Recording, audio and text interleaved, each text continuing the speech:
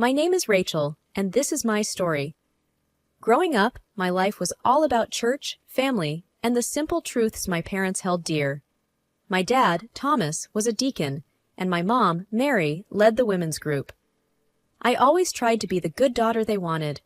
I wore modest dresses, sang in the choir, and never missed a Sunday service. But life at home wasn't just prayers and Bible study. It was also filled with the constant tug-of-war between my parents and my older brother, David. David was different. He had this fire in him, a passion for music that didn't fit into our parents' world. I remember him as a kid, always tapping rhythms on the kitchen table, eyes alive with dreams bigger than our small town. Then came his teenage years, and with it, the electric guitar. He was a natural, and soon he formed a band. They called themselves Rebels Echo. It was like a declaration of his new life, away from the expectations of our parents. Our parents didn't understand. They saw his music as a path away from faith. "He's lost," they'd say with a sigh. I'd sit there, listening, feeling torn between loyalty to my family and the love for my brother. Despite their disapproval, David and I stayed close. We'd talk on the phone late at night, him sharing stories of his gigs, me whispering about life at home. He was my window to a world beyond our small town, a world I yearned to explore, but never dared to. Then came Michael, my husband, or as I thought back then, the love of my life. He was older, a friend of a friend from church. Michael was everything my parents admired, kind, successful, and deeply religious. We dated briefly, and before I knew it, there was a ring on my finger and a promise of forever. Our wedding was beautiful, but bittersweet. David wasn't there. Mom and Dad insisted, and I, as always, didn't argue. Michael held my hand, his smile warm, but my heart ached for my brother. As we exchanged vows, I couldn't help but feel a part of my world was missing.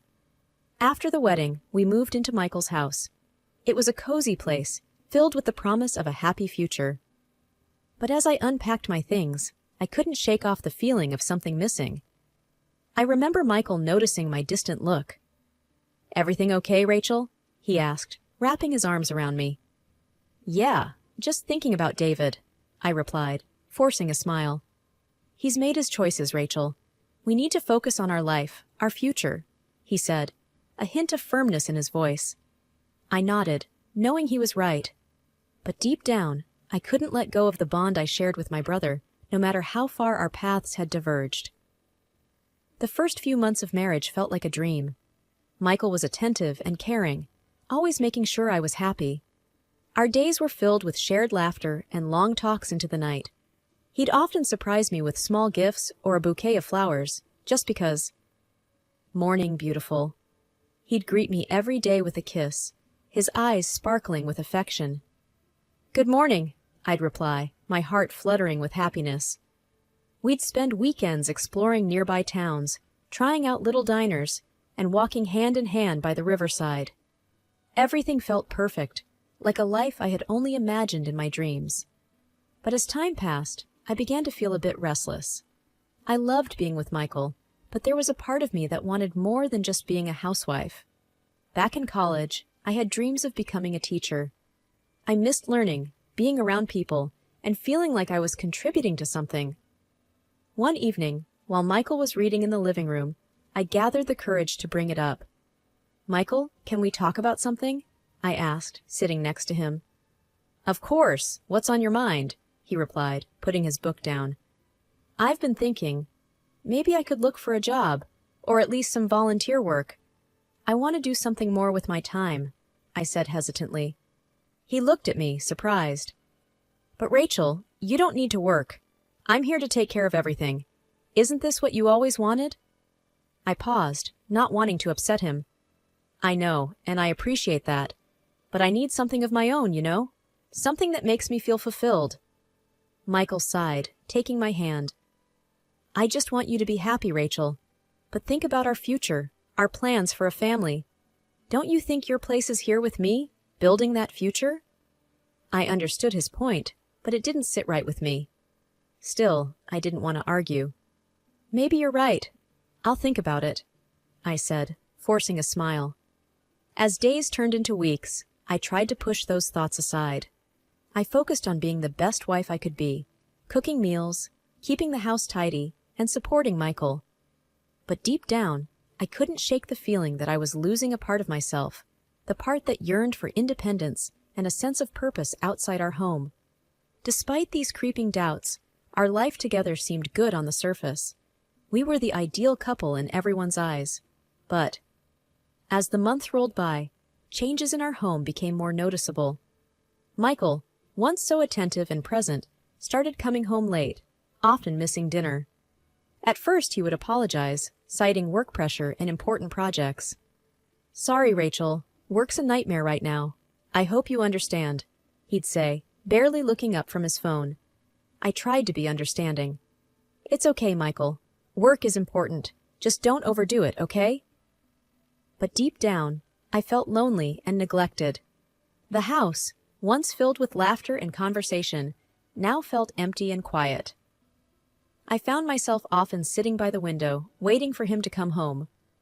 One evening, when Michael came home later than usual, I decided to address the growing distance between us. "Michael, we need to talk," I started as he walked through the door. He looked tired, rubbing his eyes. "What is it now, Rachel?" I hesitated, taken aback by his tone. "It's just, you've been coming home late a lot. I miss spending time with you." He sighed, dropping his keys on the table. "Rachel, I'm working hard for us, for our future. You should be grateful, not complaining." I felt a sting at his words. I am grateful, but I also miss my husband. Is it wrong to want to spend time together?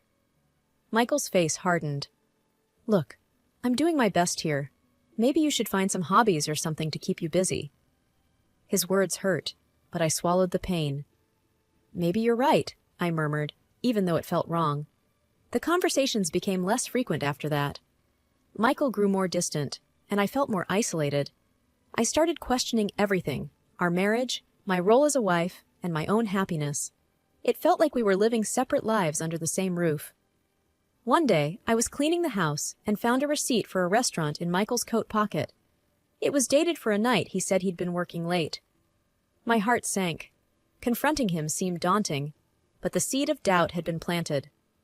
That night, as we sat at the dinner table, I brought it up. "Michael, I found a receipt in your coat. It was for the night you said you were working late," I said, my voice trembling. He looked at me, his expression unreadable. "So? I grabbed a bite after work. What's the big deal?" "It's not that. It's just, you never mentioned it. Are you sure there's nothing else I should know?" I asked, hoping for honesty. Michael's response was quick and sharp. "Rachel, you're being paranoid. I'm tired of this constant questioning. Can't a man have some peace in his own home?" I recoiled at his words, feeling a mix of guilt and frustration. Was I wrong to question him? But the doubt lingered, gnawing at me. Feeling the growing distance in our marriage, I knew I needed something to fill the void. The idea of getting a job or doing something meaningful was still on my mind. It was a scary thought, going against Michael's wishes, but I couldn't shake off the feeling that I needed this for myself. One morning, after Michael left for work, I sat at the kitchen table with my laptop open. I started looking for job openings. There were a few that caught my eye, but one in particular stood out, a teaching assistant position at a local community center. It wasn't much, but it was a start. I hesitated for a moment before applying. My heart was racing. This was it, my first real step towards something of my own. When I hit the submit button, I felt a mix of fear and excitement. A few days later, I got a call. They wanted to interview me. I was over the moon, but also nervous about how Michael would react. I decided to keep it to myself until I knew more. The interview went well, and they offered me the position. I was ecstatic. For the first time in a long time, I felt like I was doing something for myself. But the thought of telling Michael dampened my excitement. That evening, when Michael came home, I gathered all my courage.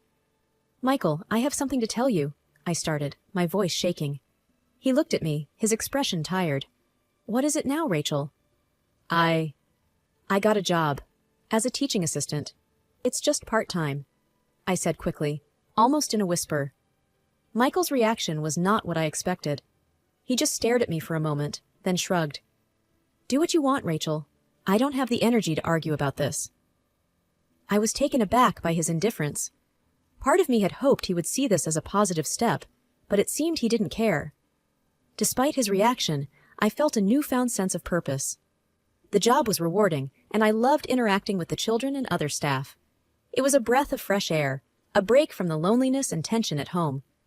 With each day at the community center, I felt more confident and independent. It was a small job, but it meant the world to me. It gave me something to look forward to, something that was just mine. But at home, things with Michael were deteriorating. He was home even less, and when he was, we barely spoke. The once warm and loving man I married was now just a stranger passing by in the hallway. The day of our wedding anniversary was bittersweet. The house buzzed with preparations, yet Michael was nowhere to be seen, supposedly tied up with work. My parents fluttered around, trying to make everything perfect, their efforts casting a shadow over the hollow feeling in my heart. Then, in the midst of the controlled chaos, David arrived, his presence like a burst of fresh air. He strode in, carrying not just his charismatic aura, but also his laptop, brimming with stories from his life on the road. "David, what are you doing here?" My mother's voice was sharp, laced with disapproval. "I couldn't miss Rachel's big day, could I?" David replied, his tone light yet defiant. Ignoring the tension, David turned to me, his eyes twinkling with mischief. "Got something to show you, sis. You won't believe the parties and the people I've met." We sat down in a quiet corner, and he flipped open his laptop. As he scrolled through photos of crowded stages, vibrant parties, and smiling faces, a strange feeling settled in my stomach. These were glimpses into a world so different from mine. Then, in a casual swipe, everything changed. There he was, Michael.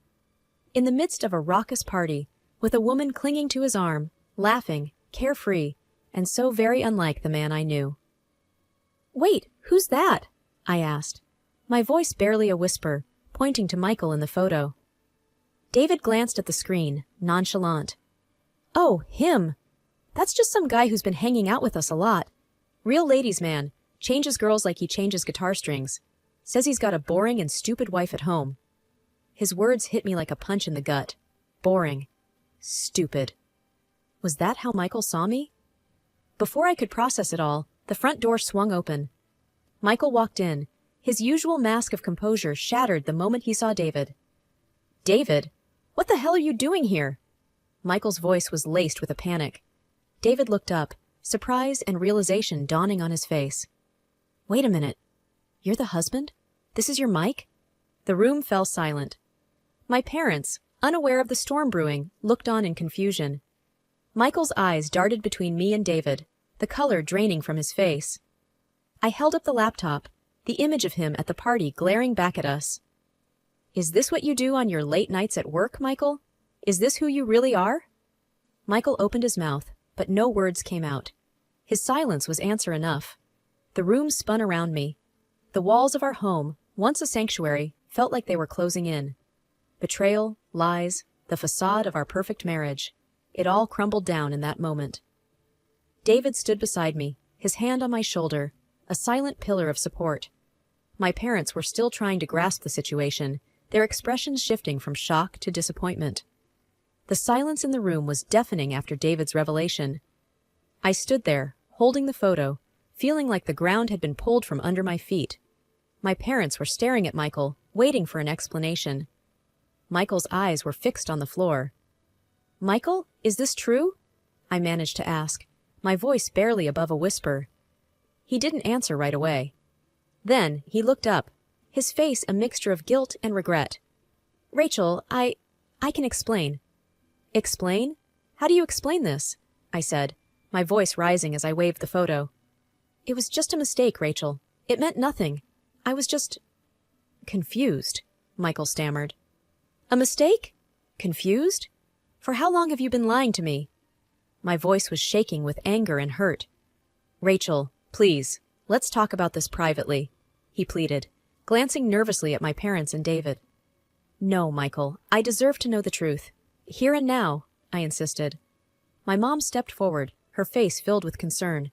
Rachel, maybe you two should— No, Mom, I need answers, I interrupted, my gaze still fixed on Michael. David was quiet, his expression somber. He put a hand on my shoulder, a silent show of support. Michael took a deep breath. It started a few months ago. I was feeling overwhelmed, and she was there. It was a stupid mistake. I love you, Rachel. His words felt like a slap in the face. Love? How could he call this love? I can't believe this. All those late nights, the times you weren't here. It was all a lie, I said, the reality of his betrayal sinking in. I'm sorry, Rachel. I never wanted to hurt you, he said, his voice breaking. But you did, Michael. You broke our vows. You broke my trust, I replied, tears streaming down my face. My dad spoke up, his voice stern. You need to leave, Michael. Now. Michael looked like he wanted to say more, but he didn't. He turned and walked out, the door closing behind him with a finality that echoed in my heart. The room was quiet again. My mom came over and hugged me, her embrace warm but unable to comfort the ache in my heart. David stood beside me, his presence a reminder of the family that still stood with me. I felt broken, the illusions of my perfect marriage shattered into a million pieces. But amidst the pain, there was a flicker of something else, a sense of clarity. The truth was out, and now I had to find a way to pick up the pieces and rebuild my life, a life that was mine and mine alone. The days following the revelation were a blur. My parents tried to comfort me, but their words felt distant. David stayed by my side, a silent guardian, his presence a quiet reminder that I wasn't alone. I knew what I had to do.